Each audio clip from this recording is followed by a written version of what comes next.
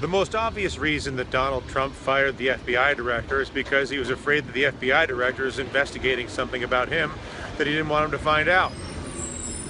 There's a basic principle of life, and it certainly applies to politicians and politics, and not just Donald Trump.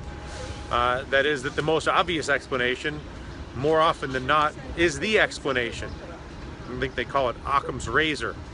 So if you're wondering why, I'm sure you're not actually wondering, but if you happen to be wondering why Donald Trump would fire the FBI director, the obvious reason is the FBI director is investigating him for something that he doesn't want him to find out about. Donald Trump and his administration are guilty of a variety of things, and firing the FBI director at least postpones that guilt coming out.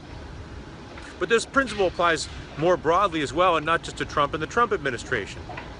Why would Hillary Clinton keep a private server and have a foundation that makes all this money and then not want to disclose it? Well, maybe it's because she was taking money through the foundation in exchange for creating political benefits to those who gave that money in foreign countries.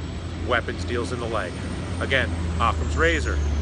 Why would Barack Obama choose to ignore the financial crisis completely and instead try to do a healthcare reform that, instead of actually solving the problem, instead creates a mandate to force everybody to purchase health insurance through a unreformed private health insurance monopoly? Well, that might be because Barack Obama is financed by the banks and the private health insurance companies. So why would he not continue to try to fund them to their greatest extent possible?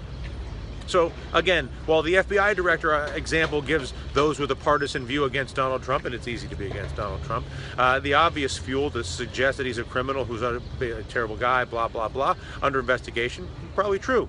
But if you believe that, then you probably also need to consider that Hillary Clinton was taking money through her foundation to do weapons deals overseas while personally enriching herself, and that Barack Obama is paid off by the private health insurance companies and the banks to make sure that we don't actually have proper health care or a functioning financial system.